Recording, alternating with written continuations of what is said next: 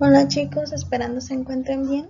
Este es el penúltimo tema que vamos a ver de análisis instrumental 2, que se denomina Carl Fisher y es una técnica importante en el área de alimentos que nos ha ayudado a determinar el porcentaje de agua en algunos alimentos que no se pueden determinar por otros métodos convencionales.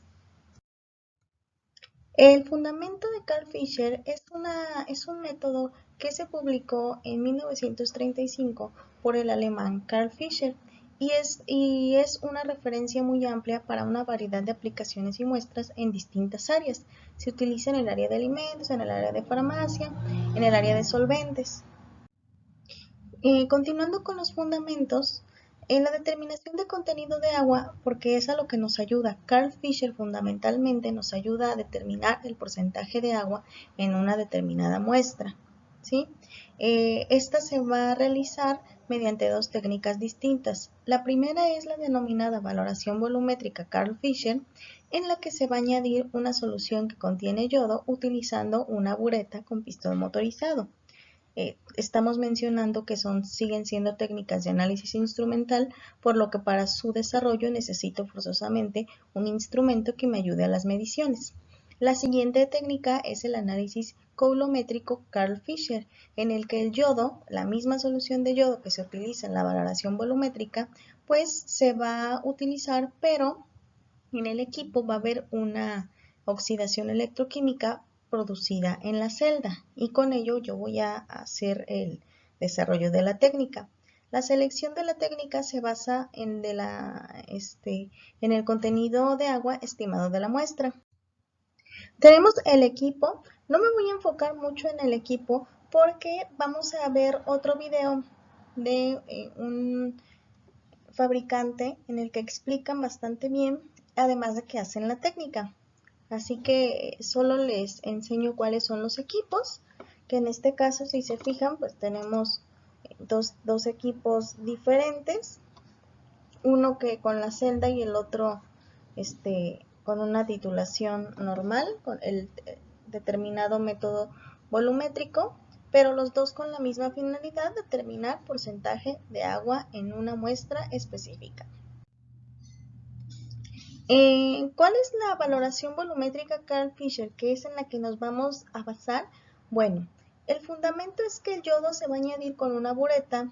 Generalmente esta bureta ya está automatizada, es decir, no necesito yo hacer una titulación tradicional como la que hemos hecho, sino es una bureta que ya se encuentra automatizada para este fin.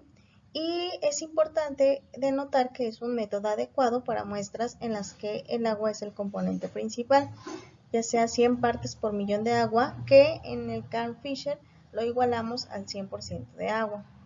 La reacción de Carl Fisher está basada en la oxidación del dióxido de azufre, SO2, que vemos en la reacción que se presenta en pantalla, y esta va a reaccionar con el yodo, y dentro de la reacción también vamos a ver el consumo de agua, ¿sí? Es decir, estos son los tres compuestos que reaccionan para dar la reacción de Carl Fisher y como resultado podamos obtener el porcentaje de agua en mi muestra analizada. Para ello, se debe de tener un reactivo que se denomina comúnmente reactivo de Carl Fisher.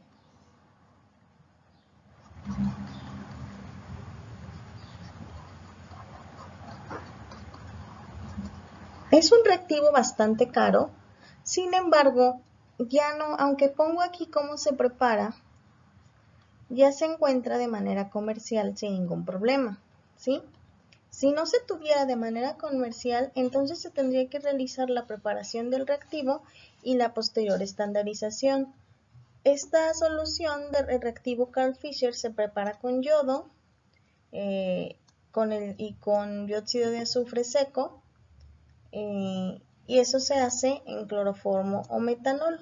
¿Por qué no se hace en agua? Porque no puedo hacer un reactivo en el que determine humedad si este contiene agua, sería una interferencia, ¿sí? Se estandariza con agua justamente para saber que realmente tengo la concentración que deseo. Sin embargo, el reactivo como tal no debe de tener agua y es muy caro justamente porque no debe de tener absolutamente nada de agua. Siempre debe de estar cubierto del sol o de la luz porque también contiene yodo y los compuestos con yodo también son sensibles a la luz. Entonces tener un compuesto que tenga sensibilidad a la luz y sensibilidad al agua lo convierte en un compuesto muy caro. Sin embargo, ya se tiene de manera comercial y al utilizarse en un equipo siempre se recomienda que el reactivo de Carl Fisher sea un reactivo que se compre para su uso en lugar de estandarizarse de manera manual, ya que es muy caro y es mejor tenerlo comercial y perfectamente estandarizado. La muestra también se debe contemplar la cantidad de muestra mediante un cálculo, porque es una cantidad de muestra pequeña que varía desde los 2 hasta los 250 miligramos de muestra. Sin embargo, no es elegir una cantidad entre los 2 y los 250, sino que hay una fórmula que vemos en la pantalla con la que nosotros podemos determinar la cantidad de muestra, donde F es el factor de equivalencia de agua del reactivo. Son datos que ya podemos encontrar en literatura, en miligramo por mililitro. C es el volumen usado en porcentaje de la capacidad de la bureta, tiene que ver directamente con el equipo. B es el volumen de la bureta en mililitros y KF es el límite o contenido esperado de agua en la muestra en porcentaje, ya que si por ejemplo voy a determinar la muestra de una leche en polvo, yo ya debo de tener previo el promedio o la cantidad esperada de humedad. ¿Okay? Con esa pequeña fórmula se determina cuál sería la cantidad de muestra mínima en miligramos que yo puedo utilizar para el equipo.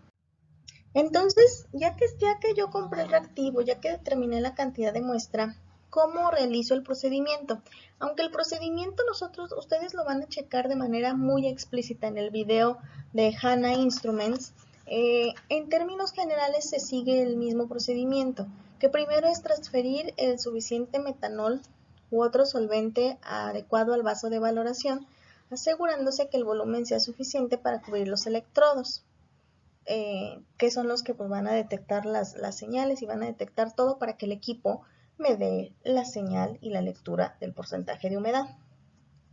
El segundo es valorar con el reactivo hasta el punto final electrométrico o ya sea hasta el punto final visual, que es cuando yo observo mi cambio de color para consumir la humedad, en este caso es el agua que pudiera estar presente. Tercer paso, agregar rápidamente la muestra preparada según se indica en la preparación de la muestra, mezclar y valorar con el reactivo hasta el punto final electrométrico o visual.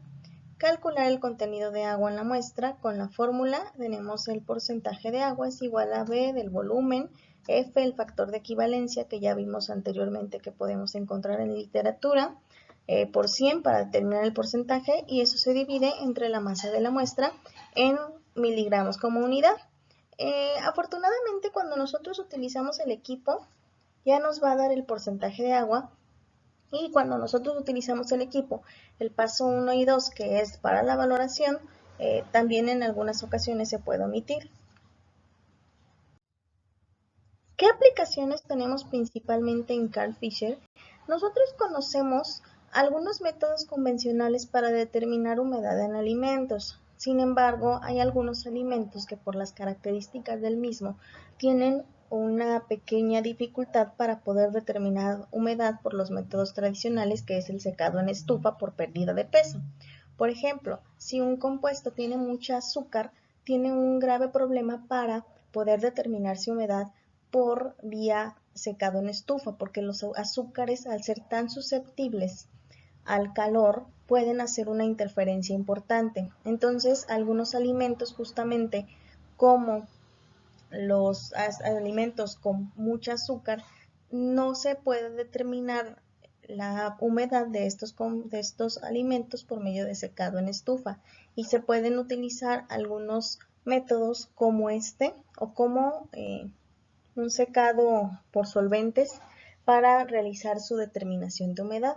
También se puede utilizar cuando tengo alimentos con muy poca humedad porque entonces con la pérdida de peso puedo tener una incertidumbre muy grande, ya que tienen tan poca humedad que a lo mejor detectar la pérdida de peso con las balanzas se nos puede dificultar. Como en este caso tenemos muy poca muestra y al ser en un equipo la incertidumbre es mucho menor, entonces, por ejemplo, alguna leche en polvo o algún alimento en polvo o algún aceite que también se utiliza o se debe de medir la humedad en aceites, podrían ser una buena opción determinar la humedad o el contenido de agua de estos productos en la técnica de Carl Fisher, porque son alimentos con una humedad tan pequeña que tenemos una incertidumbre muy grande al utilizar otros métodos, y Carl Fisher se convierte en un método muy interesante y muy viable para poder determinarlo. En algunas bebidas, en cosméticos también se utiliza comúnmente en cosméticos porque son productos que no deben de tener humedad, entonces es mismo fundamento que en el caso de los alimentos. Y en el caso de investigación también se utiliza mucho en algunos compuestos que son sensibles al agua, que no deben de tener agua, entonces se les determina su porcentaje de agua mediante esta técnica. Bueno, vamos a hacer la actividad que viene en la siguiente página PDF para que lo puedan hacer ustedes, ¿ok? Muchas gracias.